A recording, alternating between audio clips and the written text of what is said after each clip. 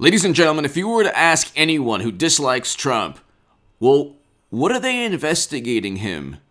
Like, what's the investigation about? Why are they investigating him? What are the New York probes about? What is the district attorney? What is the Southern District doing? What are the prosecutors doing in New York? Why are they after Trump? Well, he potentially did this. He could have done that. He might have done this. Well, did he do anything? Was there a crime committed? Because that's the issue. Well, we don't know, but we have to investigate. Well, that's not how the law works. Otherwise, they'd still be investigating Madam Secretary. They didn't read Peter Schweitzer's Clinton Cash and then investigate based on that. They didn't say, well, you know, there are allegations and there are so many people who think that the Clintons, or I mean, even look, you had Biden's son emails, incriminating emails. They don't investigate based on those emails where the President of the United States of America lied about certain meetings. There's no investigative journalism, or there's no prosecutorial advocacy, or there's no Southern District going after. Well, there actually is the federal government going after Biden's son, but that's because of a whole lot of money that was obtained potentially through his family name.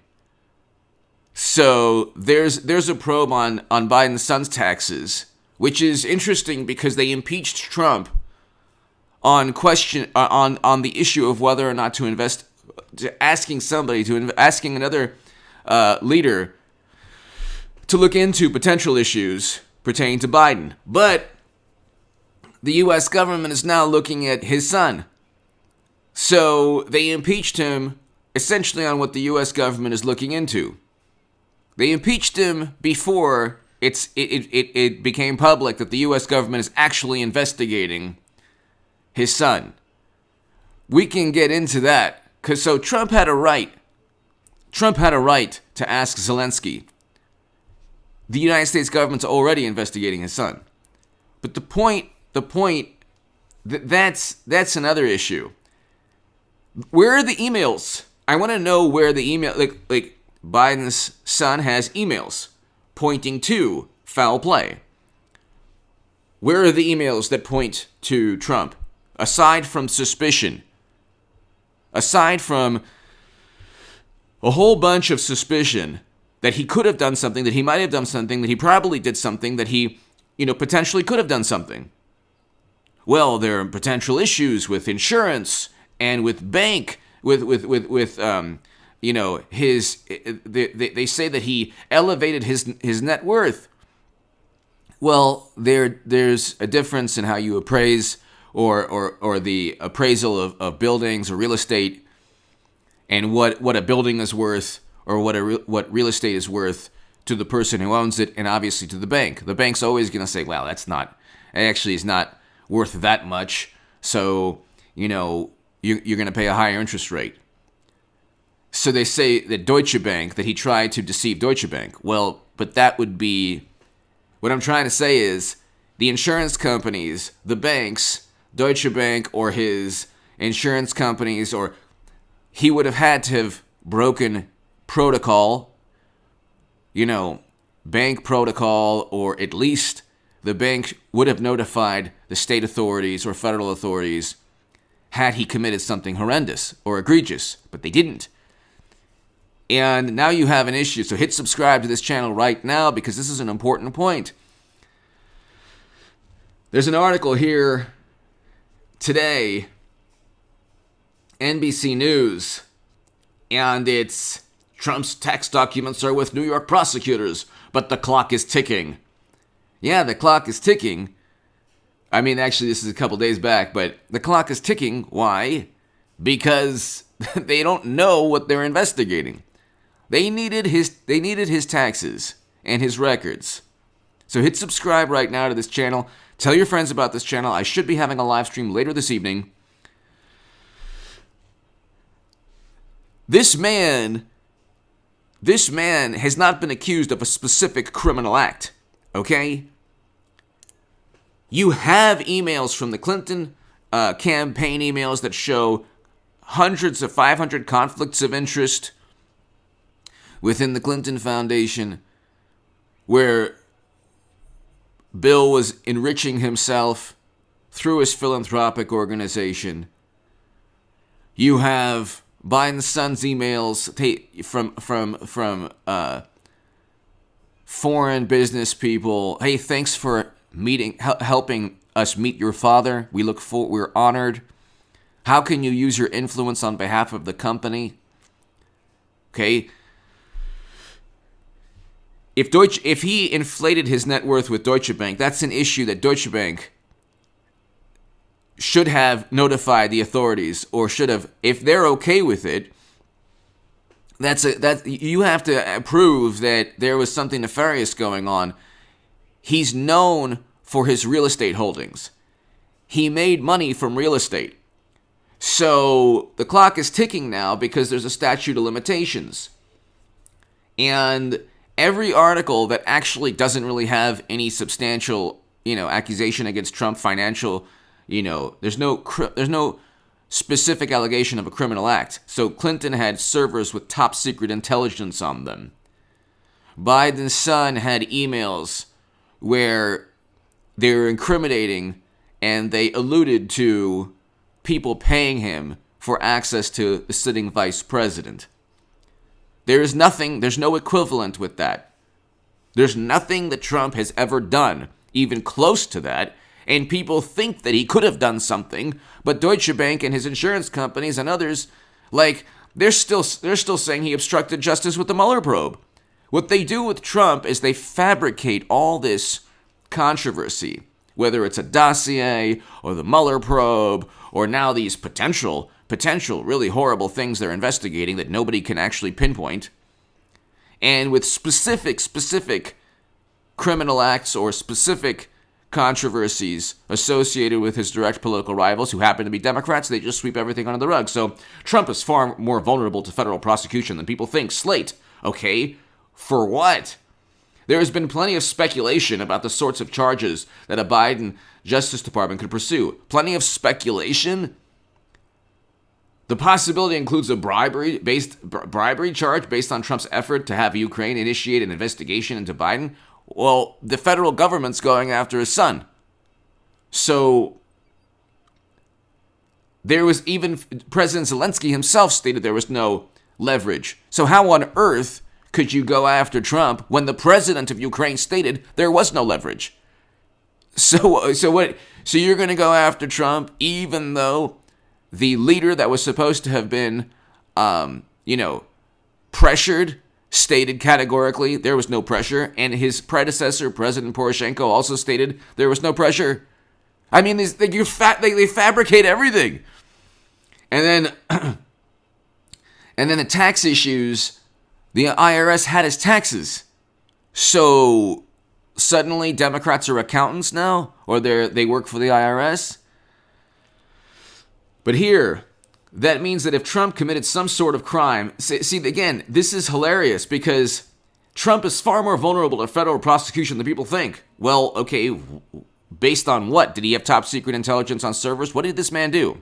Did he lie under oath like Bill Clinton? What did this man do? I'd like to know what he did. Did he lie about his Secretary of State owning private servers, which President Obama knew Clinton had private servers, but he lied to everybody about it? What did he do? I want to know what Trump did. Well, that means if Trump committed some sort of crime that ended in 2016, he would need to be indicted by 2021.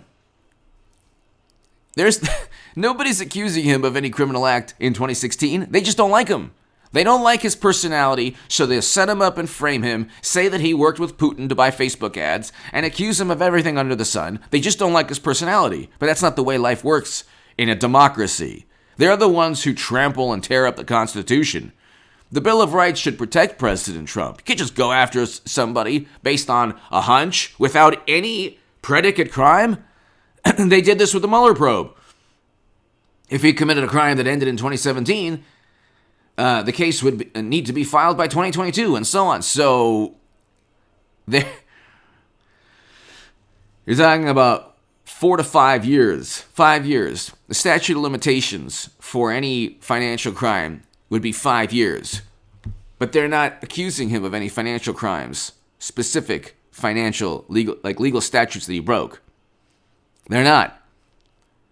And they don't. That's why they keep on saying, well, we need his records. Well, you would need his taxes and records and financial documents and all that if there was something that he did where he's a suspect, where he is linked to breaking a legal statute. But they don't know. They just think, well, it could have happened. Something must have happened. Now you have a situation where they're saying, oh, well, he can run out the clock. He can run out the clock on people who try to utilize the justice system against an individual they just despise. Trump's tax documents are with New York prosecutors, but the clock is ticking. They have to first accuse him of something, and they don't even know what to accuse him of. Then they have to look at all the documents and find evidence to back up their accusations. That's going to take years. And you have a situation where federal investigations are time consuming, and the U.S. president, under criminal investigation, has a number of tools at his disposal that can burn up even more time. But he's under criminal investigation without having committed anything horrendous. Nobody knows. See, there's nothing that you can point to. With Clinton, you had top secret intelligence on servers. That's what you had. You cannot have top secret intelligence on servers. Okay? If the most apoplectic, morally superior liberal who despises Trump and loves the Democratic Party had top secret intelligence on servers, if that person's name wasn't Clinton, you better believe the FBI and the Justice Department would immediately know you would go to jail immediately. There would be no, there was no intent, and gosh, a slap on the wrist, oh my goodness. No, that was Comey and Clinton. But, here's another example. Kevin Kleinsmith. He falsified information to deceive FISA judges. He did so deliberately. Oh, here's another one. Andrew McCabe lied under oath to deceive. That's what the FBI found. Okay, none of these people faced any repercussions, but they went after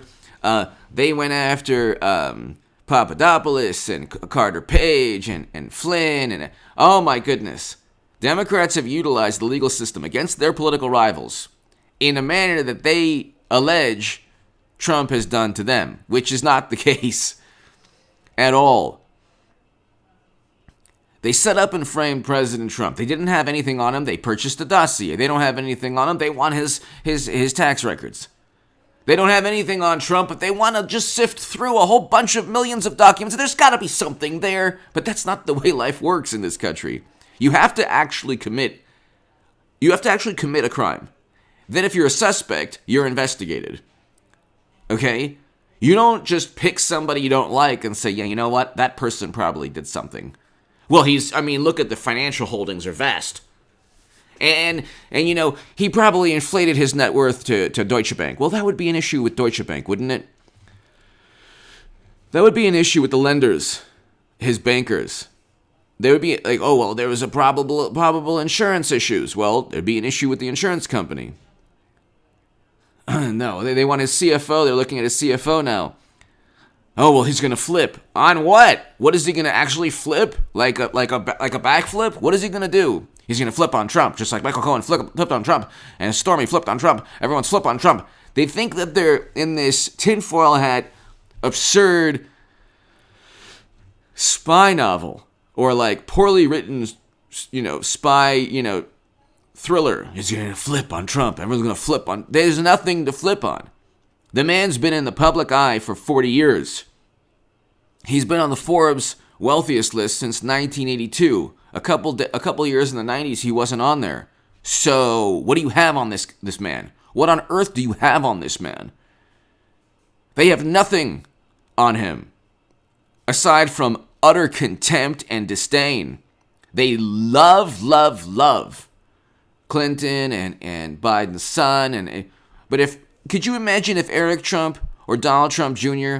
left a laptop at a computer repair store? Could you imagine, with not only incriminating emails, but the photos and the videos?